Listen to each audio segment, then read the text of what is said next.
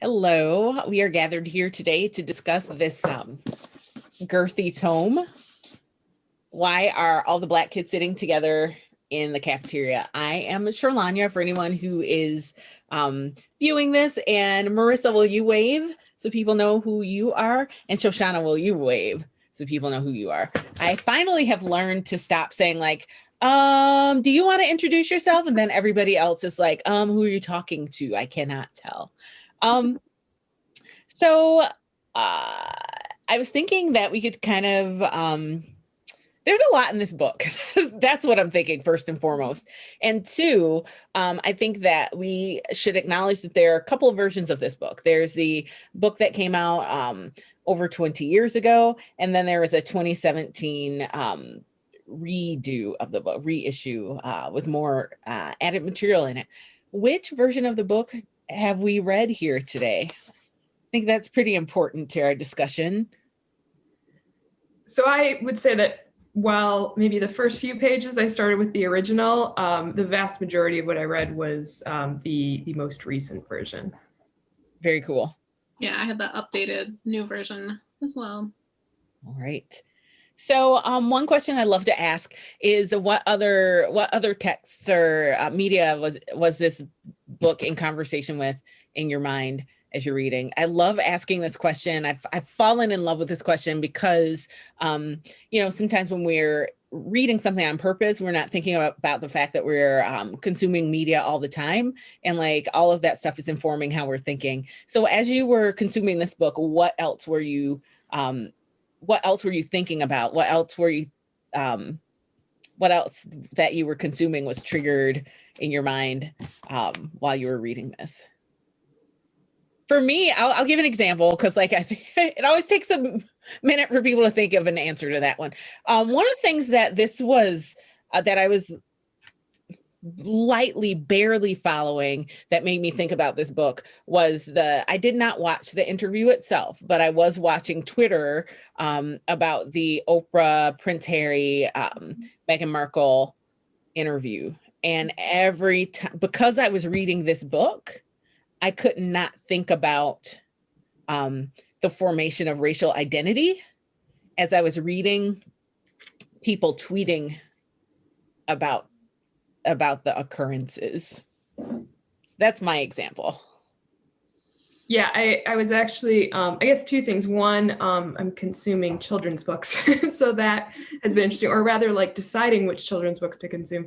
But yeah, I was definitely in that okay, I don't need another, I just don't want to listen to celebrity gossip news things. And then things came out, they're like, here is racism blatant across the British everything. And I'm like, I should pay attention to this. I can't just brush it off. So that did sort of enter my world. And I kept thinking, because I didn't quite know when the version of the book that I was reading was written, I kept sort of looking for cues and trying to think when it was placed, because I would now I really want to see what her commentary is on basically the last year, because this was written right after Trump was inaugurated, but that's it. So there was a lot of I'm not consuming it, but I want to kind of things too. Mm-hmm. Yeah, I don't even know what I've been consuming. Aside from a really long think piece this morning about Meghan Markle and Britain and how a lot of biracial people were being triggered, and a whole long think piece about that. And then, I had also been mentally keeping tabs of okay, that was an updated thing, or she said this about Trump, and this was written in 2016, 2017 probably. So I was mentally running through the last 4 years of existence. Sure. Yeah. Yeah, I don't know what other specific things I've been reading, but that's what I was thinking about. Cool. It's interesting that you mentioned the time that the original book was written, because this is a book that I only read this recently. I hadn't read this before, but I had a high awareness of it.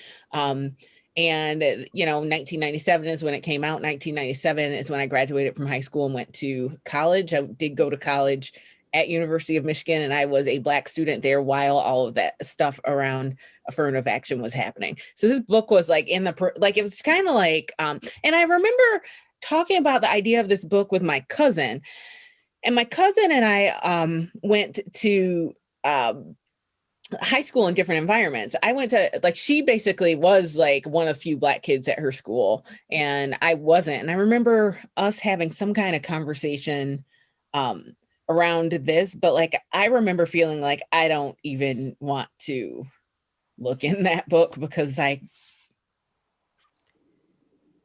don't want to, because going to Michigan while that was happening as a Black student, like you would just hear stuff that's just like, oh man, I was just trying to be in class here today, and that's happening. Okay. All right. Oh, I'm doing well in this Spanish class. So you asked me if I picked up my Spanish on the streets. Duly noted. Real example. It's so like there's something about this book being in my mind during those times, right? Or like during some of the times that she discusses in terms of like where our identity development comes from. It just kind of like put me back in that space in a way that I don't know that another book would have done. So this book does talk about formation of racial identity. Did this make either one of you guys go down memory lane at all, like occupy another space in the past? And if so, are you willing to talk about any of that and let me escape my memory lane to go down yours? Yeah, I thought a lot about, because this came out in 97 and I was 9 when that came out. And I don't know if it was watching on Reads or if there was just like a billboard at the time, but there was a big billboard right by my house that was like the cover of the book, Why Are All the Black Kids Together? And I was like, yeah, but I was also 9. So I was just like not thinking about it in a lot of ways. So yeah, I mean, we can go more in depth of different, yeah, but it definitely, memory lane, thought a lot about being a kid. Yeah, so I was at the University of Michigan as well when when all of the affirmative action cases were going through, and in some ways I feel like because I worked in higher ed for a little while and I still live in the University of Michigan town, sometimes I feel like I'm still in my college experience in some weird ways. And it's interesting to read a book like this and where it's talking about development and being like, yep, I remember all those moments, like from having conversations with Black roommates, not roommates, but people who lived on my hall, and just like what that it was like in terms of me not quite ready to perceive their experience as being a racial minority on that floor, because to me it was so diverse because there were people from all over the world on it, to what it is like to talk about identity as like defending of yourself and what is a dominant identity, and all the way to like how much do white people talk about or think about race. And so it's really interesting to be like, that arc, you have studied that well because I know this arc, I have done this arc. And so it's interesting to me to be like, all right, what's next on the arc for me? Because, I know that I will never totally be aware of everything. That's sort of the perpetual story of life. And so I was kind of like, where should I go next? Tell me, please tell me. It sort of stopped at higher ed, so. Interesting. Just taking in. Yeah. That's interesting. What in this book do you like? This book was pretty broad. So what spoke to you in this book? Or what's something that you kind of want to go into a little bit more? If anything, like for me, the chapters about how biracial children's identity is formed, like that's something that when I was reading it, I was like, yeah, you would have read this book in the past, so you would have read this and you would have read it, but you wouldn't have been like, what can I glean here that is going to make me do the best possible thing as a parent in this area, right? Like, and that's one thing that I've been thinking a lot about, right? Like, but it never would have occurred to me that I ever would have been in the position to like think about it in the way I'm thinking about it now. And it, like what does that even mean? I don't know, but I need to figure that out. You know? Yeah, I'm definitely looking at it through the lens of raising a small person and seeing like how, because I grew up in such a monocultural community, like I was the diversity because I was the solo Jewish person in the entire school district. And it was interesting to listen to that conversation where she talks about in there, like how white Jewish students like look at race and identity and sort of go, well, no, I don't know if I identify as white, do I? But I can benefit from the dominant culture. To thinking about like, okay, I'm going to be raising someone in a town that's still very white and very privileged. And yet there are a lot more cultures represented and people are more conscious than they were when and where I was growing up. So I have been thinking about that a little bit more. And I don't know how much my family thought about like, how are we going to teach our child about race? Whereas that's more in my consciousness now, but realizing that I'm still a white person teaching a white child.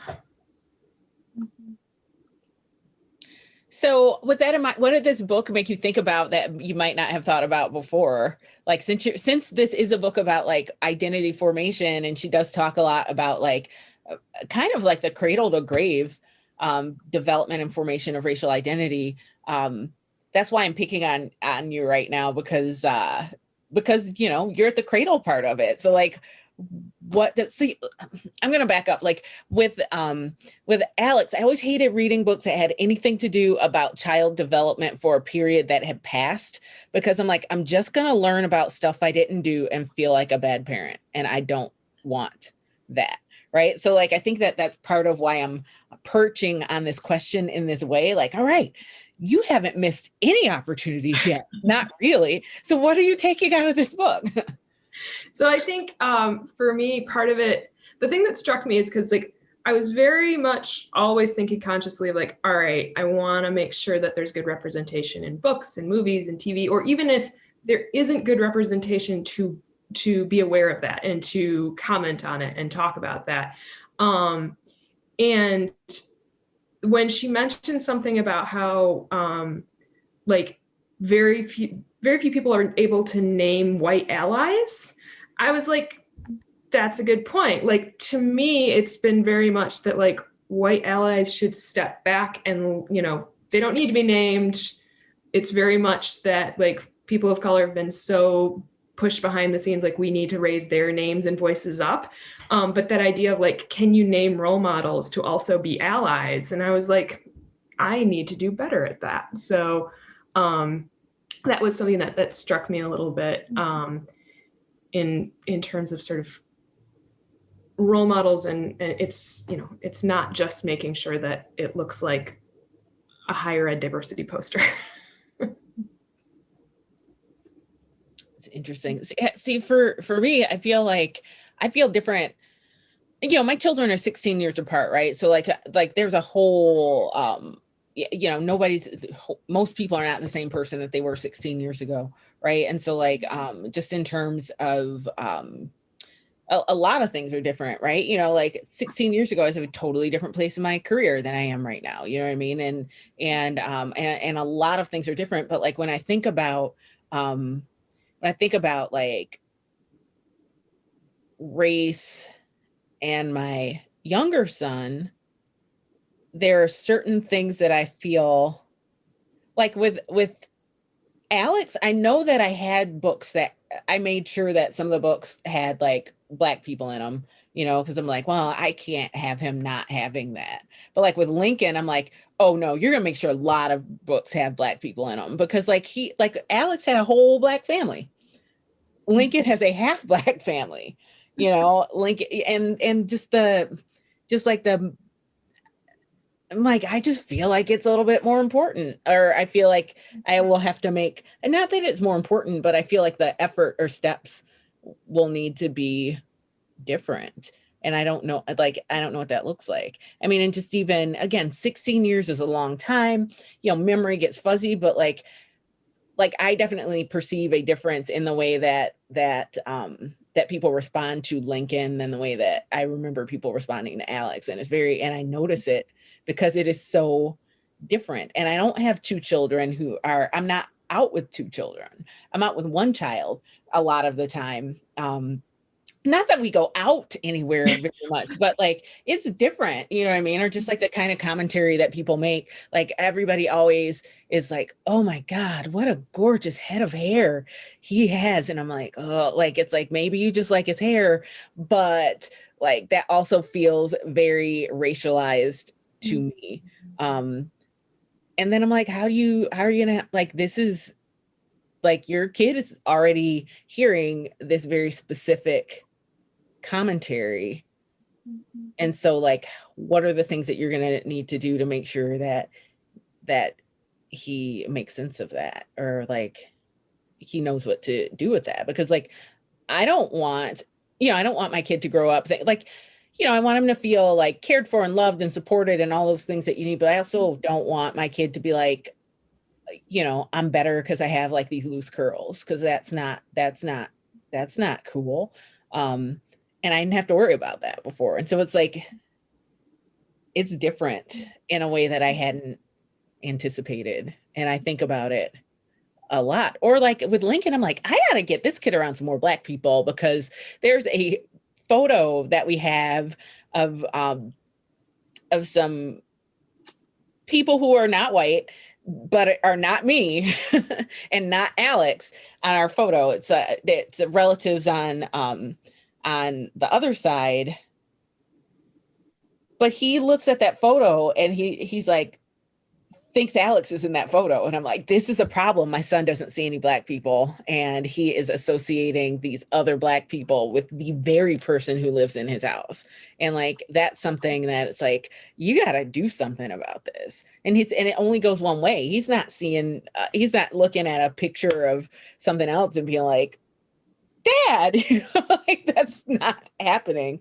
And so like, he is 15 months old, and you can begin to see like the way that he's starting to put puzzle pieces together. And that's interesting to think about. It was somebody had a sigh, like somebody had a sigh going on. Well, I think like I was having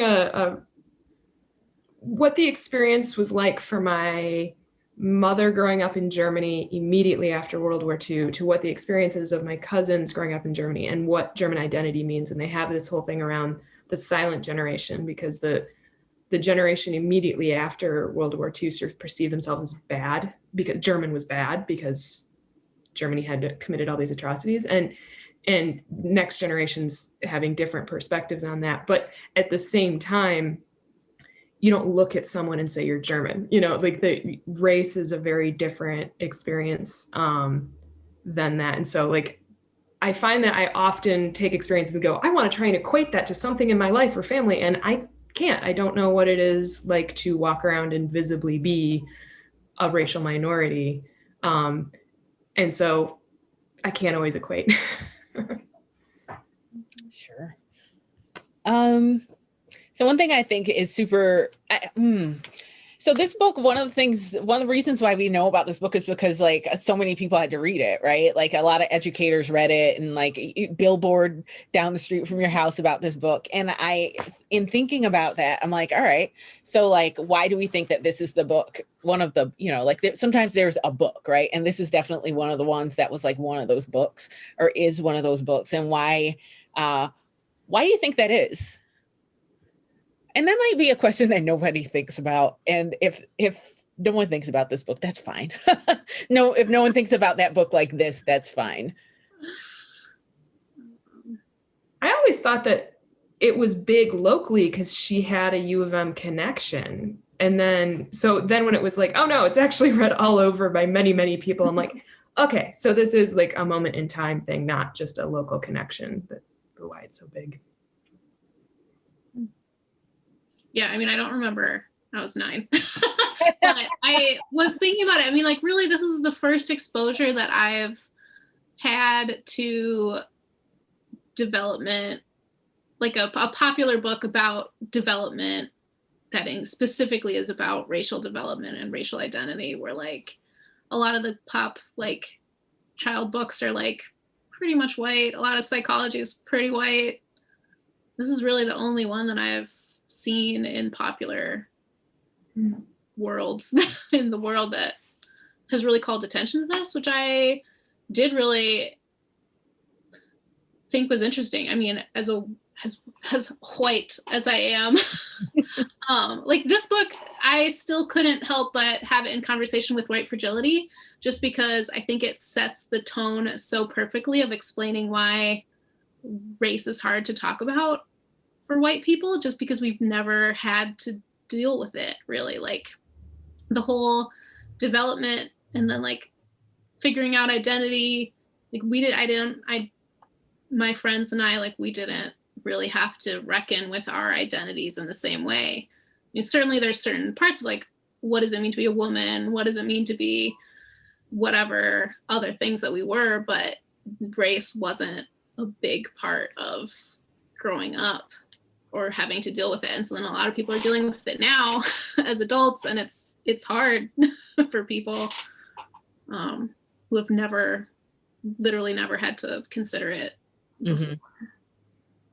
Yeah, there was she references the Harvard study, which did either of you go and take the test that I had before? I'd be very curious to see how the data shifts, if at all, in the next 5 years, as people are unpacking the attention to race and racism that Black Lives Matter has brought forward, and that police brutality in the news has brought forward, and that the insurrection has brought forward. I do wonder how that might. That's interesting. The scales. I don't think it's going to change it at all. Yeah.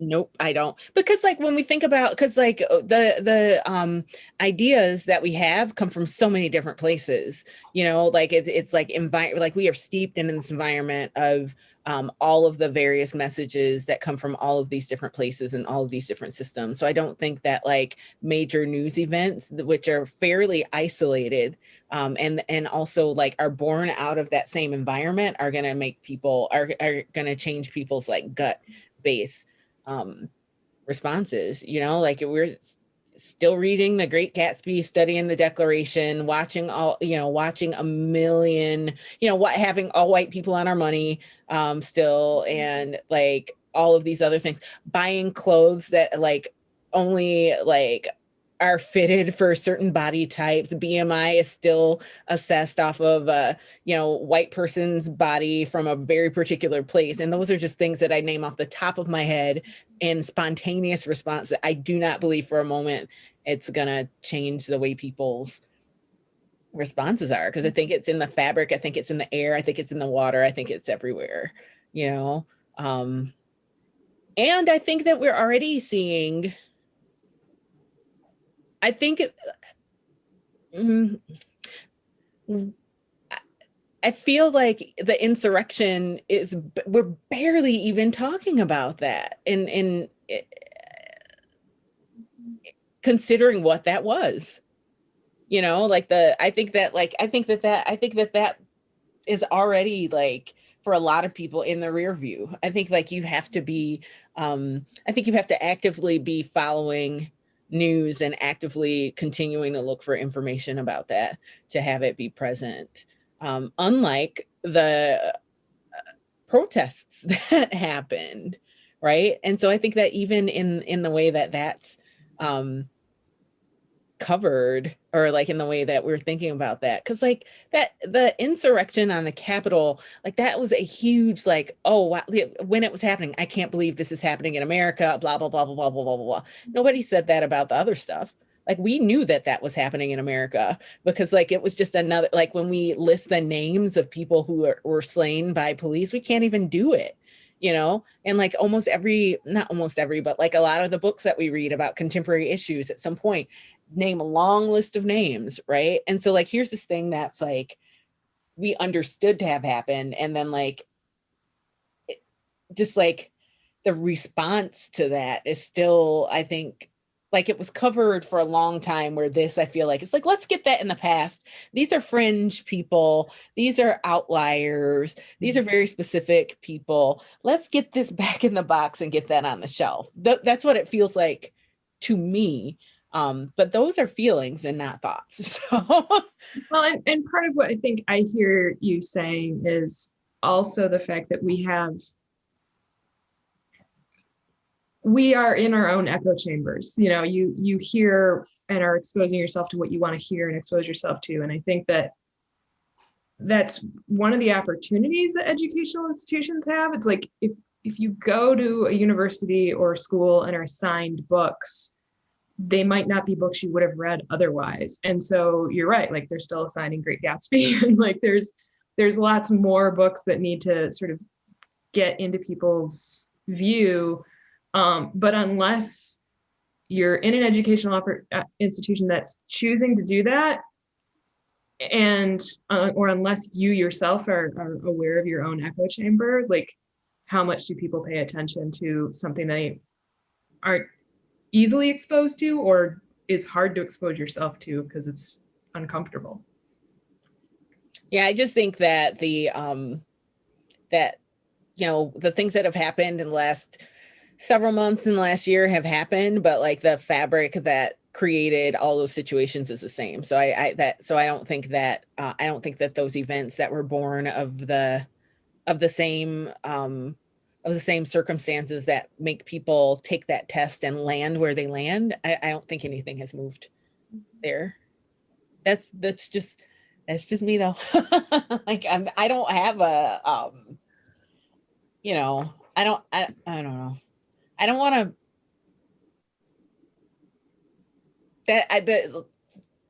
that large media moments will change hearts and minds is not where my hope lives. And that's, I guess, what you heard there. Especially because the test is also really quick. It's like words flashing and colors, like faces flashing, and it's a very like things that are baked into us since we were infants, where even if maybe some person's heart and mind has changed, like their bias, that stuff is so baked in, it's hard to unlearn.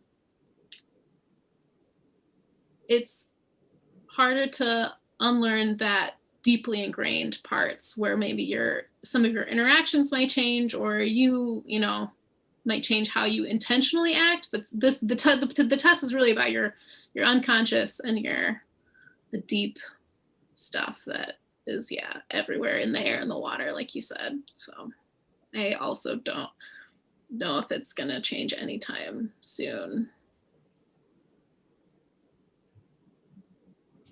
I'm gonna flash through here. I printed out some questions.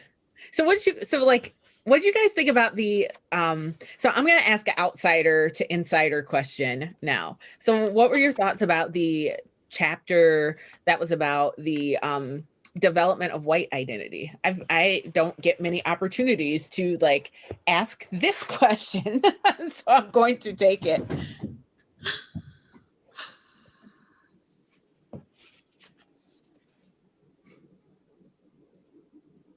Or do you feel like that it was an effective chapter? Do you feel like it was a chapter that was accessible? Do you feel like it was a chapter that was relatable? What was the experience of reading that chapter like? I think is really more what I mean. I think I was speed reading so quickly. I don't know if I can define which was in that chapter specifically. But but I had been reflecting a lot about like, when was the first time I realized that I was white? Or when was the first time that I was more consciously aware of race existing and differences? And it's so hard to pick apart. And I think that's what is so powerful about white supremacy and white privilege, that it's so invisible and it's easy to ignore, which is, it's hard to reckon with something that you don't have to deal with. Like I said, I mean, growing up, like, yeah, we had to deal with like, what does it mean to be a woman? What does it mean to have a different sexual identity? Or Jewish friends, what does that mean for them? But dealing with like, what does it mean to be white? I don't think I really started to deal with that until I was in college, because I specifically had a class about white privilege, and I specifically had classes about race because I was an anthropology major. So like taking those classes, I think specifically started me to reflect on that, but I didn't have to. It's like I had classmates who, then I'd be like, white privilege, and they were just like, that's fake, that's not real. And they went to the same school I did. They, they were doing the same stuff, but it's still like you didn't have to do it. Yeah, I think that's a good way of saying it. It's like if you, part of the privilege is whether or not you think about it, or you can choose to think about it. I thought that the parts that she points out, I could see on the arc of, having been at a point where it's like, where they talk about the person who says, I'm just normal, that being kind of a not like aggressively defensive place to go, but like the place of like, no, I'm just like everyone else. I'm not racist, or I'm not I'm just normal. I just want to blend in. It's like, well, hang on, like what is normal moves. And I do remember also being at a place of color blindness is the best to be, in terms of like, let's not think about it at all. And then, kind of getting more into the world of to be colorblind is to ignore people's identities and their stories, and then moving more into the, all right, people have different experiences. They all have value. And each experience means that we have to work with it in a different way. And I thought, again, that's work I suppose I've chosen to do, where it is absolutely possible to exist as a white person and go, no, we'll treat everyone the same. It's cool. And I'm just a human. Right. Yeah.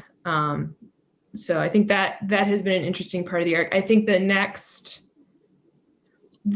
part to me has really been thinking about communication and community, and how to interact and how to live with as not just like it's an interaction of one to the other, as opposed to like we're all in a space together, and what does that look like, because we're nowhere near that right now, but what would that mean? So I don't know where that is on the arc. I'm still working there. I'm interested in you've used the term arc a few times. Yeah. So tell me what you mean when you help me understand. I want to make sure that I'm hearing what you're saying and not making assumptions about what you're saying. Sure. I think I could probably use the word journey, and that might make more sense. I think I think I say arc because the bends towards justice. Like I'm continually adjusting my course. And it's not a smooth course. There's lots of places where it plateaus and jumps and goes backwards and all that kind of stuff. So, but that, yeah, it's not, I would say anything that I have learned about or considered about how different people experience the world and are treated in the world and form the world, it's constant adjustment. It's not in any way a straight line. Thank you. I didn't know what you were going to say. And I wanted to, like I said, I wanted to like hear what you were saying instead of being like, I'm not sure what she's saying. And then like later file it in my mind some way that was not what you were saying. Also, thank you for that. Thank you. One of the comparisons that she made, or metaphors that she made in this book, that I was like, oh my goodness, I'm gonna keep this in my Rolodex. But when she's talking about the way that people's sense of racial identity developed, she compared it to puberty, right? And I was like, that is very useful in thinking about and just thinking about where people are, right? Because that happens like different times, different ways for different people, and people have like ideas about where they want to be that might be different than like where you wind up being. I thought that it was, you know, on the surface, I thought that it was a really effective metaphor, but like even when you start to like dig down into it a little bit more, I'm like, yes, because there are, you know, you're learning, stuff is happening to you, stuff is happening around you, and all of that is like contributing to ultimately where you're going to be, right? And then like how you respond to changes as well impacts like where you're going to land. And I thought that that was really interesting. I guess that a question I could ask is what were you hoping to take out of this book?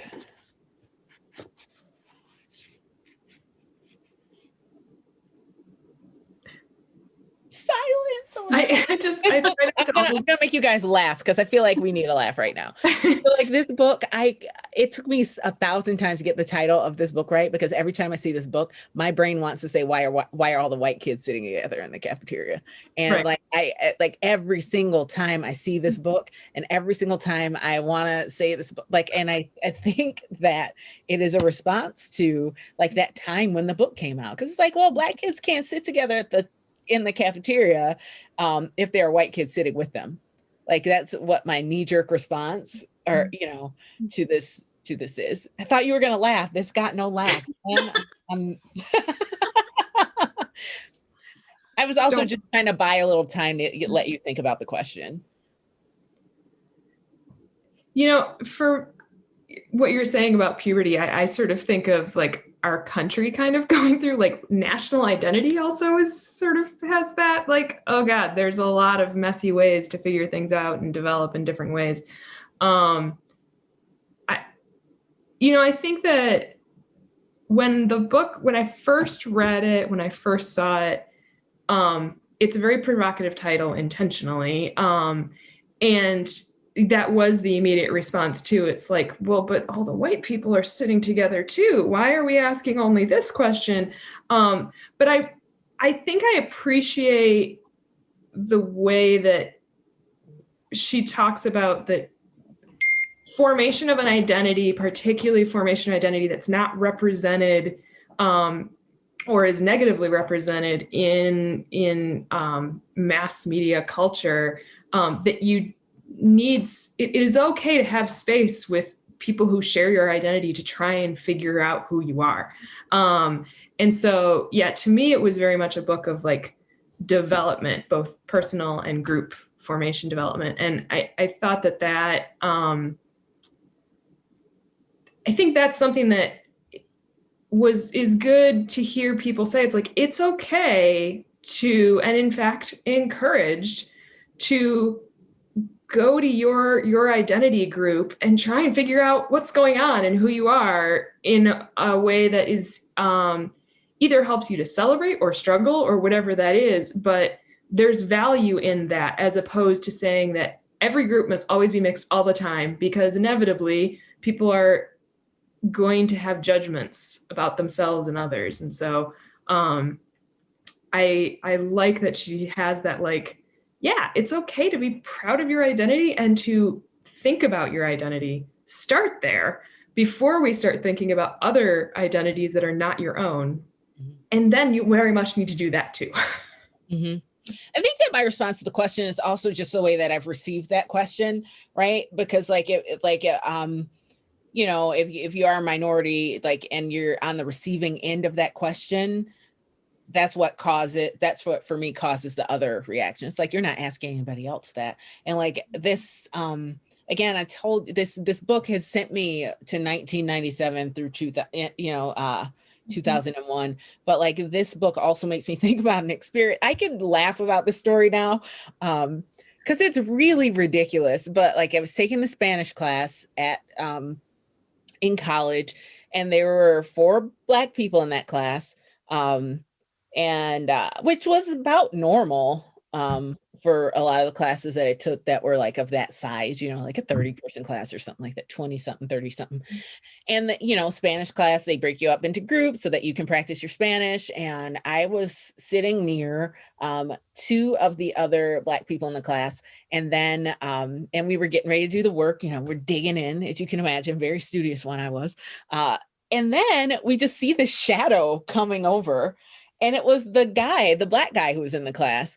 And we were just looking at him like, what's happening here? Because we knew something weird was going on, because he just walked all the way across the room. And what had happened was he went to turn his chair to do the group work. And then some of the other kids were like, well, don't you want to go over there and sit with them? Right. And so I think that my response to that question is very much like tied to specific events, right? And like that's one of them that I remember. I actually saw him. He a couple of years ago, because he was doing work where my work at the library and his work interacted, and I saw him and was like, oh my gosh. And I wanted to be like, do you remember that time when? And I'm like, just because it's present in your mind does not mean that it's present in his. And if that memory has gone to bed for him, let it stay there. Like, that's the gift you can give this person. But to go back to the parts where she's talking about like some of the things that are happening when people are congregating in same race groups within this context, it made me think about a lot about the language that sometimes we use when we're referring to groups of people, right? Like sometimes, like solidarity is a word that like you'll hear often used if there's something, if there's like a social justice element to it, or like a racial element to it, or something like that. But like why don't we use the word fellowship? Like we don't use the word community in this context. You know, they're like words that, and I'm just fascinated by the way that our language choice also, in the way that we describe what we see, is telling us what we think about what we see, right? Like one wouldn't say like, oh, why are the Black kids in fellowship over there? Like, that doesn't even sound like the same question. But what she described was actually closer to like, you know, that sort of vibe or that sort of thought. And so it just made me, it might be that Snorton book that's making me like dig in to the language, to the specific language. But I was stricken by that. Like when I read that, I wrote down the words like fellowship, solidarity, because yeah, personally, like, I hate to say this, but the word solidarity always gives me a little bit of an internal eye roll, because when people say like, we stand in solidarity with them, I'm like, okay, cool. What are you going to do about it? You know, because if solidarity means we support you in words only and we're not going to take action, is that enough? And is standing in solidarity meaning we're not getting in your way, or we're not getting in your way as actively as those other people? Or like, to me, that I get frustrated around that word. But see, I feel like it's a word that's been taken and diluted, and that's what the problem is. Because at one point, if somebody was saying that they were in solidarity with somebody, they were doing that work. They were like if you roll back that word, if it's like, picture it, 1940, hear the word solidarity, that means something very different than what we say right now. And so I feel like that word, like what you're responding to, I think is one of these ways that like we recognize the power of language and then do something about it. Well, in the same way that I think fellowship to me is A, masculine, and B, Really? I do not think about it that way. Well, and to me, it's really religious. Yeah. So those are the two that I'm like, yeah, I don't like that word. It's funny. Yeah. And I'm not religious at all and wasn't raised that way. And so sometimes religious words fly over my head because they're not religious to me because I don't have that expansion deck. Right. Well, and I think that's, and see, I feel a similar way about community sometimes, because I feel like community people use to just, I feel like community people use as a stand-in to say like, I am saying community because I'm an inclusive person. And then like, I always wonder like, what community are you talking about? But I never feel like I can ask that question because I feel like as a racialized minority, if I ask a question like that, most people are going to take it as aggression. And and that's just a choice that I won't make. I won't make. I'll like, if I care who I think that they're talking about, I'll try to figure it out. Or if I want to know, I'll ask some other question. But like the way that sometimes I feel like the word community is used to say like, we all have agreed upon standards here, but then nobody's defining the standards. And I feel like usually it's like, and sometimes the standards that I feel are unspoken don't apply broadly. And the word community is trying to say like, yes, this thing that applies to me and is of me and is for me, I'm going to make you think it's for you now because I've said the word community. Like that's how, so I think that a lot of these words have very different flavors for people based on their own experiences. Yes, I agree. I saw a lot of eyebrows and a minorly pressed lip. I had like a really good thing and then it flew out of my brain because we're in pandemic memory, which is very short right now. So yeah. I feel like with this book, you know, like I think I can't remember if this was like chit chat before we started the recording. But I also was like listening to and reading this book.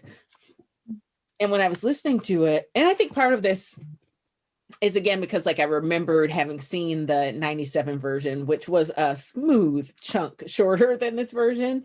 So my like reaction to this book actually was different when I looked at it, because like when I physically held it, I was like, oh, this is a book that's like, this is a foundation. This is a book that is meant to give you drawers to put things into. This is a book that's meant to be a tool to help you think about the topics in the book. And then, so with that in mind, it's like, all right, so what are the drawers we're supposed to get out of here?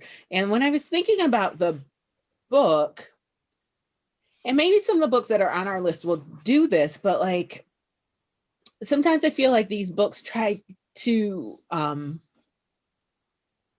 be inclusive in ways that make it hard to like dig in to what's up, right? And so this book was talking about different about the formation of racial identity, a lot of it, but like that's so different for so many groups of people. And so like this just made me want to be like, you know what, I would like the common denominator it in the way that like race is constructed in the United States is about the definition of whiteness and then the repercussions in some ways. And I would like to see something that just kind of like frames that out, because that's actually what I think the organizing idea is, right? Like when we think about like how and this book alludes to that, how like definitions of whiteness change, how different groups were subjugated in different practice run. I shouldn't say that's like, I say that to be light, right? And I shouldn't say practice runs, because people's actual lives were impacted and are impacted by those things. But I wonder what it looks like to just organize it around that pole, rather than starting with like, you know, the way that Black people are impacted, and then like hop over to another group, another non-white group, and then hop over to another one and hop over to another one, because it really is then organized around the same pole. It's just not written that way. And what would a book like this look like if it was organized that way? Yeah, I actually had kind of this, because she owns it definitely, is particularly in talking about biracial experiences, that she's talking about like so much of that conversation is about Black and white as opposed to Black and Asian or like any other combination. And I do think that well, and she founds that though in like the research. Totally. Because you could, you know, you can only like in a research book like this, you can only follow the research. Yeah, and I think that she completely acknowledges all those things. I would be very curious, because she is also, while it's a community read book and it's very accessible, I'm willing to bet that a lot of the people who read it in some level of an academic setting. And academic settings are so often inherently white that I would be very curious to read a book that is, you know, read a book like this that is not aimed at a white audience. And I'm not saying this book was aimed at a white audience, but I'm guessing that a vast majority of the people reading it were white. And I don't know if that is an assumption on my part, but I have read some, and I think that's where fiction to me is really interesting, because I've read a variety of different fiction books written by authors of color where I'm like, I don't fully understand what's going on here. And then going, I'm not the audience. Like there's language being used, there's references being made that's like, they're not taking the time to explain it, because the people who they're writing this book for already know these terms. And it's up to me to go looking for it. I wonder how much of, I think that there are a lot of layers in that, right? Because like if you're a PhD, right, and you're expected to, and your book is founded in research, there's like a tone that comes with that, right? That like I wonder how much of, I wonder how all the threads interact there, right? But like, you know, you made me think about something I thought about frequently in the political coverage of the last year. Like there's a lot of media that I consume where like sometimes you're listening to it and then you're like, oh, yep, okay, yep. Just reminded me that your audience is white people. All right. Because that they is actually me. Okay. All right. You know, and so that's, I don't know, it's interesting. And then also is the idea of like who the audience is. Like the Michael Arsenault book that we read, he was like, listen, I'm writing for who I'm writing for. And Toni Morrison was like that as well. But then like when you think about the idea of like what, you know, again, you know, we are all breathing in and living within the fabric of like this system, right? And so like if you're asking yourself, what does it mean to write, you know, what assumptions come with that if you didn't shake those up? So I think that that's a very, very layered question. But see, like, you know, a lot of times in some of these situations, a lot of students are white. So I think that like, what would it mean if whiteness was the pole around which people are talking about race, right? Because like a lot of these books that we've been reading are like, yeah, white people never have to think about race, you know, and I'm now generalizing, or, you know, some white people think about race as something that somebody else has, right? So, but what would it mean if you were reading about race where whiteness is the pole, where you are starting, it's like, okay, this is a thing that this system did, and this is what happened because of this system, as opposed to like, okay, this is what happened to these people. No, this is a system, and this is what it did. Like it just seems like it would be, or this is what it did / does, right? It just seems like it would be a more active voice. And sometimes I feel like when some of the books about like race, the tone feels somewhat passive to me, when it's not the way that race has been constructed and the way that it functions is not at all passive, which I think is where my brain was ultimately trying to go. Can I, Marissa, I don't want to put you on the spot, so feel free to go not answering that question. I'm curious how much of your anthropology study was from a non-white perspective, in terms of like the researcher or the readers. Pardon? It's still like, it has foundations in white men, armchair studying other people. My faculty advisors were pretty diverse. It was basically half white, half non-white, roughly. Those were just the professors. I can't speak to like all of the stuff we read.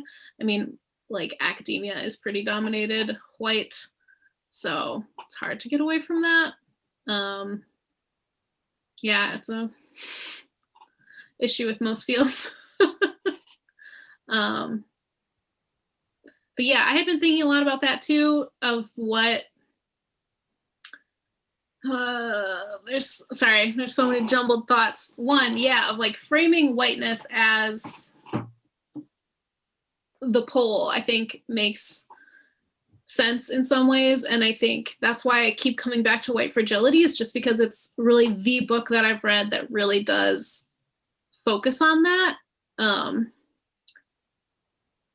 And then I had been reading another article that was about basically the problem with white ally teachers, of like, I'm a white woke teacher, and so I'm great, and I'm being, respective of people, and I'm trying to be diverse and whatever. But then it's like, but do the people of color in that classroom feel the same way? And that it's kind of another way to silence perspectives. That everything's complicated, right? And people are complicated.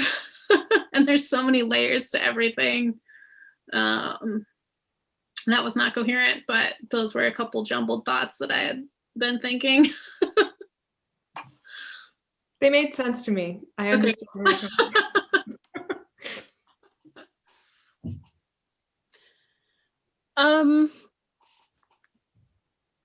Was there something in this book that you're like, oh man, I hope that we talk about X?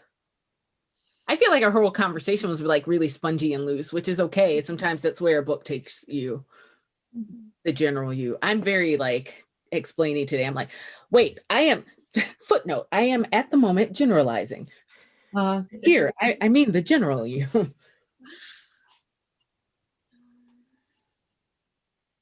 I think for my immediate, like, once I figured out when this was written, because that is one of, while I really appreciate audiobooks in many ways, I can't like go back and like look at the date that she just mentioned 5 minutes ago. I want to see the next update, like I was trying to find some of her writing or reflections on the last year, because there's not only has there been more brought to the forefront, and you're right, depending on what you're listening to, how much of a forefront is still, the vast minority of what you're hearing. And everyone's been forced out of the classroom, so like we're all isolated in an extra special way right now. And I really am curious to see like what the academic experience will look like next year, in 5 years, in 10 years, and will it be acknowledging this, or is this a blip? And I would like to hear I her. guess you mean the last year, or? I mean the last year in terms of pandemic, in terms of Black Lives Matter, in terms of presidencies, you know. That's cool. I just wanted to make sure that I was hearing what you were saying. That's all. Yes. And in terms of technology, I mean, just the way we're consuming information, it's, you know, I miss picking up a newspaper and reading articles I didn't intend to read that some algorithm hasn't decided I probably like. And at the same time, I recognize that the stories that ended up in that newspaper are still decided by a majority rule kind of thing, and a majority in power, I should say. And so, yeah, I don't know quite how to get over that hurdle of consuming information that's not tailored to you while also accessing information that you didn't necessarily go looking for, if that makes sense. I don't know if it made sense or not.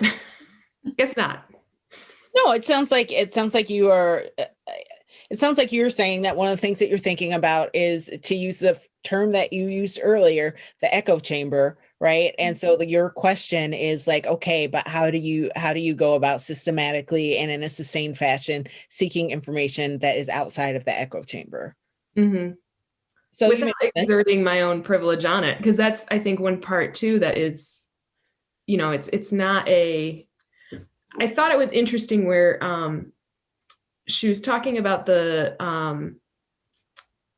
transracial adoption and how white parents that adopted, she's using the term Latinx children, how they like actively worked to like get involved in a community or an organization so that they would have friends and acquaintances and peers, and that their kids would have those connections. That's still like a white person entering that space, and is that carries a power and a dynamic shift that we have to acknowledge. You can't, so it's like, don't not do it, but also acknowledge that what you're doing, it does. Yeah, but that one potential parent that she talked about maybe shouldn't do it. The one that was like, I'm going to take this brown kid into a all white space, and I'm not going to find any support for this kid because it makes me too uncomfortable. Mm-hmm. Like that person, maybe they shouldn't do it. Yeah. And it was interesting. Like Go ahead. Oh, I was just thinking about the one phrase she said, like, your kid shouldn't be your only Black friend. Yes, that was the ultimate soundbite right there. Yeah, that was a lot. Oh, I hope that kid is okay. You know, I hope lots of people are okay, but like that one was chilling. That was chilling to me. Mm-hmm. Just like reading about the person who, her intentions, I assume were good, right? Like she wanted to adopt a child. I'm assuming, you know, she's got good intentions with that, but it was so chilling to me that she was thinking about her experience. That's not chilling to me. Think about your experience, live your life, do you? Mm-hmm. But that thought, like that consideration about like the discomfort did not cross over to this child. That was chilling. That I'm not going to forget that. That was just like, okay. Yeah. Like, what does that mean? You know, maybe she's an outlier, maybe she's not, but well, and that's where I think talking through and you know, making thoughtful, informed decisions is important. You know, I think that I remember speaking with some white social workers who were planning for adoption, and they were like, there's far more children of color that need homes. Should we adopt transracially? And someone finally saying, like, the Association of Black Social Workers would prefer that children get placed in homes that are similar in cultural experience and racial experience. And so it's not like, it's not to do the right thing, you must transracially adopt, and to do the wrong thing is to do that. It's like, there's a lot more going on, and having the conversation and really putting yourself in different places has to be a process. It can't just be a instantaneous, yes, let's do it this way. It's not binary. Marissa, was there anything in particular you were trying to extract from the book? That was we kind of got away from that question. There's so many good little nuggets in this book that I'm still digesting and thinking about. One was just the mentality of learning, that intelligence isn't a stagnant characteristic, or viewing it as like intelligence or not, or versus it's a process that you can learn more. That's an interesting little bit. And then there's another part that I had, probably my strongest physical reaction was when she was talking about like white people feeling bad and then having white guilt and like wanting to give them like, but here were some white abolitionists and here's some white people who weren't awful. I just had such a strong reaction to that of like, but white saviorism is also a real thing and is just looking at like good white people the best option that there is. I don't know. I don't have an answer. It just, that part has still been with me of like, I mean, there's nothing inherently like we are our ancestors and also we are our own people, and certainly things are complicated and complex, but I had a reaction to that part. One of the things that she brought up, you're making me think about, was like when she was thinking about like how can white people have a racial identity that they're proud of. And I think that is a question that should be explored. And I think that I feel like that's a hopeful conversation, right? Because like if you think about some of the things that that are associated with white identity, a lot of that stuff, it seems like one of the reasons why it's so complicated is a lot of that stuff is stuff that's like associated with problematic systems and histories and things like that. But like history is broad. So like if things are reframed and if there can be like this positive identity that doesn't require, some of this other stuff, that seems like a good place to go. That seems like that would be healthy for a lot of people. But it also feels like a lot of work, and like a lot, and most people I think don't it's a certain kind of person who wants to sit around and like read a bunch of books as like a hobby and then like dissect them and like do things like that. I'm not saying that other people are not thoughtful, but like it just seems like a very like nerdy way of approaching a problem, right? And so like out of that side of my mouth, I'm like, maybe it's not useful at all. But again, to return to like thinking about like some of these responses and these tweets about like the Harry, Meghan, Oprah thing, it was just like, it was the thing that was fascinating about watching that is just watching how people were in service to their own identities and the way that they interpreted things. Like there were a lot of people, there were a high number, in my opinion, of people who were like really not wanting at all to acknowledge the experiences of the people who were interviewed. And it's like, okay, if you don't believe them, you don't believe them, you get to be like that. But like, why is there no space to consider like the feeling of another human? Because, and it was like there was something I saw that just was like, oh, this doesn't surprise me, but like, wow, what does this mean? Or someone was like, the queen has been through this and this and this and this. And she, it's like one woman has blah, blah, blah, blah, blah. And the other woman has alienated two families. And it's like, why are you constructing this as a war? Like what war is being fought for you? And like, why do you think that you have to take sides? Like, what does this mean? Right? Like, what is this like? People needing to get in there and just like take a side, like what is this standing in for? And it feels like it's standing in for like race, like, in a way that's interesting. Like, I'm always fascinated by the ways that people talk about race when they think they're talking about something else. I'm most interested in those sideways conversations, which is, I guess, why that and this were in conversation with each other. Because it's like, well, if you believe them, what else does this make? What does this threaten for you if you believe them? You know, like, what does this take away from you if you believe them?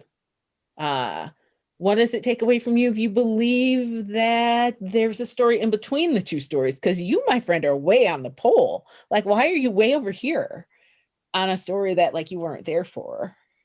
Right? I heard an interesting news story recently, talking about the ethics of removing past news stories, you know, like because they were negatively impacting someone's ability to get a job or what have you. And it was interesting because my sort of perspective is, well, if journalism is the first draft of history, then, like, why would you get rid of that? Why would you try to omit articles that's part of our story? And then I think it was a publisher who they're interviewing. He said, well, we started publishing a lot more stories about people being accused of things with mugshots and et cetera, because they wanted more clicks, because it was right at the era of, like, newspapers need advertisement clicks. So we are trying to have all of this very sort of salacious content to get people to come to the website, when in actuality, like, oh, and the person was found innocent, that didn't even get published because that's not a news story. And so it's sort of like, it seemed like the way we're telling stories is trying to get people to pay attention so we can make money off of it, as opposed to, like, what's the other perspective of why we tell stories? And I think that kind of ties in, because the language they're going to use to hook you to get into this argument, it's like, well, but hang on. Or how can we look at it from a different perspective? I think that's where I'm sort of going next, is why do we tell stories the way we do right now? I think that a lot of times news stories that, you know, depend on, like, the source, I guess, which obviously, but, like, when I think about some sorts of news, like, the purpose is to, like, reaffirm community standards or community ideas, right? And so, like, that's a different type of news. And I guess that what I'm thinking about is when I was working on the race riot research that I was doing, that I was like, I cannot be in this space like this. This is not the same as, like, researching presidents, and I got to get out of here. But when I was trying to go back to primary sources, it was interesting to just watch the ways that, like, the community standards were enforced by the way that the articles were written, right? So, like, you're looking at a time, you know, in some cases that's like 100 years ago or 60 years ago or something like that, and you can see, like, you can see, like, how the news helps to, like, keep people in their boxes and keep people's behaviors where they need to be. And when you see about, like, the different kinds of minor stories, right? Like, oh, this thing happened and it's a shame, or, like, something like, you know, I know that this isn't the same as, like, a news source, but, like, you think about something like Nextdoor, which is a function that newspapers were having, right? Like, all that gossipy stuff about what's going on. You know, I think that there's just a lot of layers about, like, reinforcing standards in some of the people who still have, like, local news. I think you'll see, like, a little bit of a difference in the way that some of that stuff is functioning. It was like, in some cases, I would try to find, if I could, I'd be like, oh man, is there an article about this in the Chicago Defender? Because I would love to see how the perspective from this local newspaper, who totally wants everybody who, like, killed these people to go free because they're their neighbors and their friends and maybe they had a hand in it, versus somebody who's like, this stuff that keeps happening is wrong. And, like, those stories are so vastly different, even when they're telling the same story. And that's what also has me thinking about, like, how the storytelling is sometimes like enforcing community standards, and other times it's advocating for a change. In some cases, it's doing both. Like if we think to some of the abolitionist papers, right? Like they're pushing for change and trying to maintain certain senses of status quo at the same time, right? And so I think that like all of it depends on like what it is that your news source is trying to do, right? I don't know what this means. This is a new one. This is like I think I picked this up in this last year. The angles are weird. Like, what was that? Like, looks like a dying bird or something. It's like, that's not good. Let's bring it back around and see if I've gotten any messages on my magical piece of technology. That's funny. It's like, let's see if that counted as a step. Okay.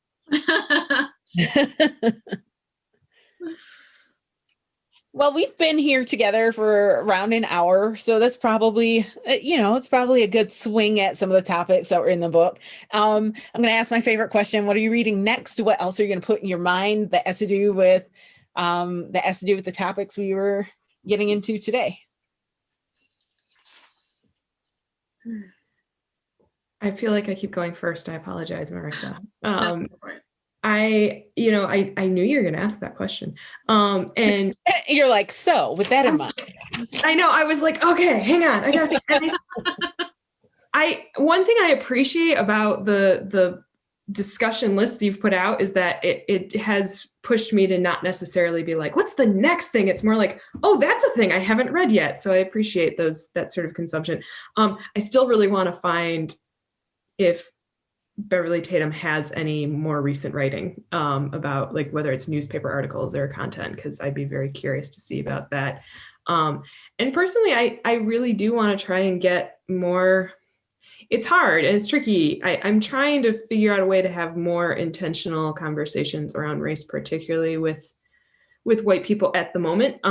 That isn't my echo chamber, because I feel like the people who want to talk about it often seem to agree or like agreeing with one another. And so I'm trying to figure out ways to get more perspectives in there. And that's uncomfortable and scary and also requires reaching outside the echo chamber. So trying to figure out what that will look like, particularly in a socially distant world.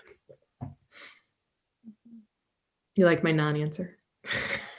I didn't take that as a non-answer. You answered the question directly. You're like, I'm looking for articles by this author that are contemporary. That was not a non-answer. Okay, good. Thank you. It was actually a quite specific answer. Yeah. Because as you were talking, I was like, well, what am I going to read? I don't know. I was looking for my list of what's coming up next in this series. Yeah, that's what my answer is. It's like, you guys, I got to read 6 more books, or I think it's 6. Yep. Just got a notification that my hold for the possessive investment in whiteness is ready to stop. So maybe that book is going to do what I'm asking for, like generally. This book is what it is, and she does well what she's doing. She just made me have a different question. Yeah.